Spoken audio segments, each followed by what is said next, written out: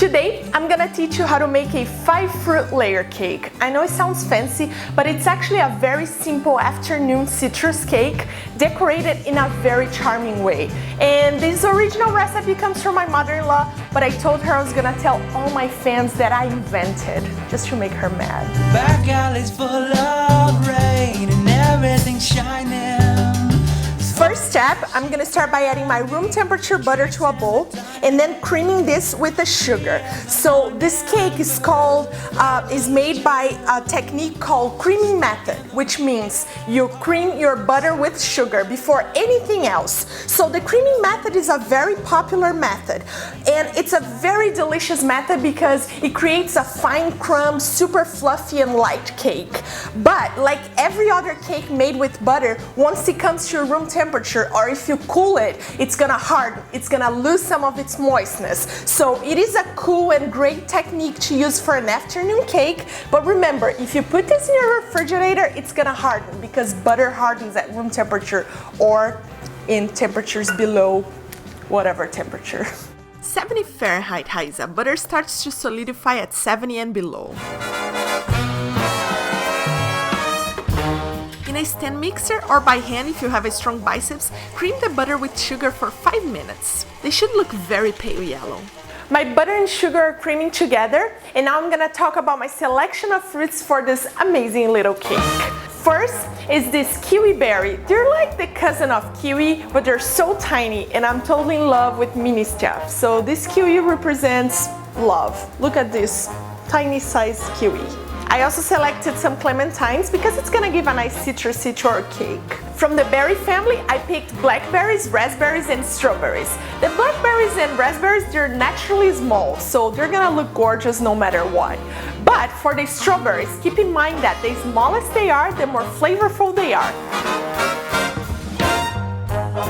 If you go to a major grocery store, they only carry the huge kind of strawberries. They are tasteless. Try to go to a farmer's market, then you can find this amazing little tiny strawberries, and they still have the green part attached to it.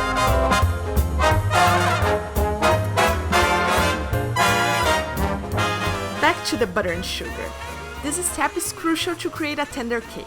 The more air we incorporate here, the fluffier the cake will be. After the butter and sugar are creamed together, start adding 1 egg at a time. After the egg, add the flour, but we should whisk the flour as little as we can. We don't want to develop too much gluten in this flour. Then you can add the lime zest. I know it looks little, but it's enough to make this cake super limey. Turn off the mixture and add the milk and the baking powder. All the ingredients should be at room temperature. Now I'm gonna do my crazy final whisk. I very quickly mix everything together and that's it. Just enough to incorporate the milk with the other ingredients. Yum! So fluffy and beautiful.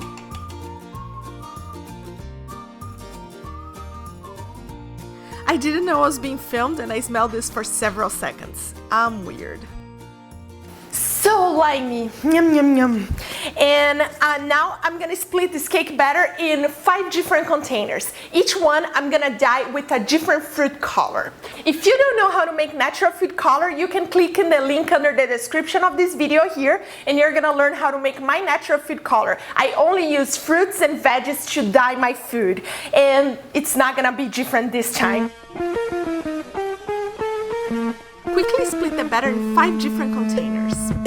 If it takes too long, the baking powder is gonna lose its strength and then your cake's not gonna rise. Add the color of your preference. Here I'm adding my reduced blackberry juice to make this cake very technicolor. Purple, pink, red, light pink, orange, and green. Ta-da! My sound effects are the best. My oven is preheated at 400 Fahrenheit. My cake batter is all ready and dyed. My fruits dyed.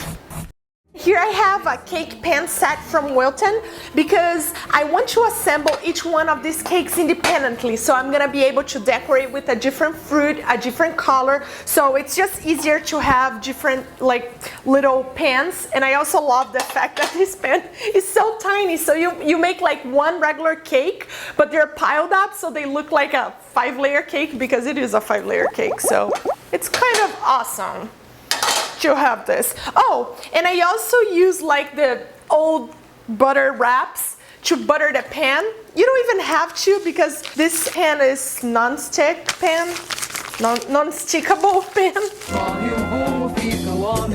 If you're using a small pan like I am, preheat the oven at 400 Fahrenheit, otherwise just preheat at 350. The baking time varies from 15 to 45 depending on the size of your pan. I'm anxious to eat this cake, so I'm gonna perform you my eating ritual.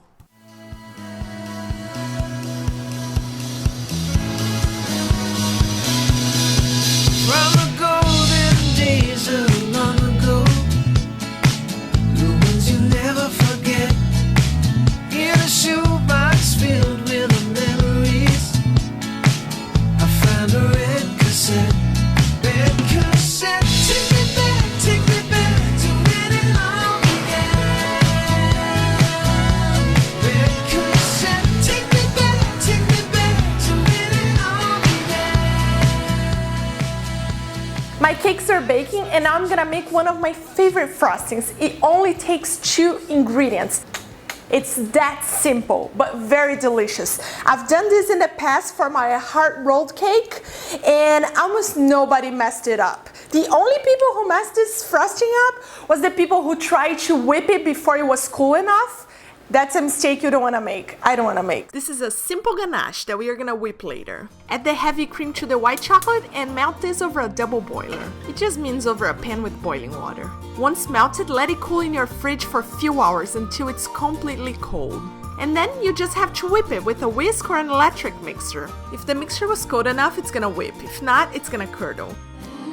I dress is strong, you have a black eye, you got from a giving kind, but your coat is big and Unmold your cakes and get ready for assembling it. Let them cool before you add the frosting, otherwise the frosting melts. Now that all my little cakes are baked, beautiful, colorful, and smelling very good, I'm going to start assembling it. So first you place the cake, any color you want. Then you come with the frosting around. The frosting is gonna work as a glue here. So it's literally a glue. I wish every glue in the world were made out of chocolate. Don't use frozen fruits here. They will release too much liquid and mess up your whole decoration. Trust me, I've tried that. And the result was as sad as that furry dog in my freezer. Fresh fruits works best. A little bit of the frosting between the layers is more than enough. This is supposed to be a fresh, light cake, not a heavy party one. Kiwi berry is in season right now, but you can substitute for the regular kind. To make the glaze that goes on top, you just mix some confectioner sugar with some lime juice. This is so delicious that you can even use this glaze as the main frosting between the layers. Raspberry juice will turn this into a girly pink. Pour this on top and it will harden almost immediately. I like to brush some unflavored gelatin over the fruits to keep them looking fresh, but I'm not gonna emphasize this or you're gonna think this cake is too complicated.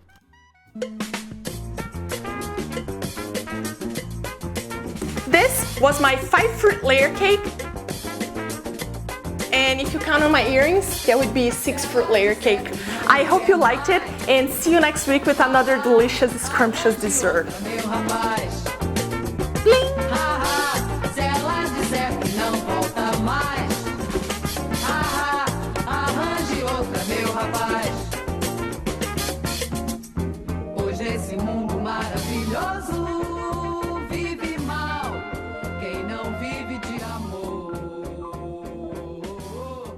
And if your cake stand is broken like mine, you can also use your cake as a hat.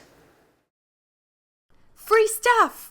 This video was part of a Wilton giveaway collaboration with other 2 YouTube channels, and you can win a layered cake pan just like mine. Just leave me a comment with your ideas for a layered cake and I'll pick one. Check out the other 2 recipes from this collab by clicking these clips and leave them a comment for more chances to win.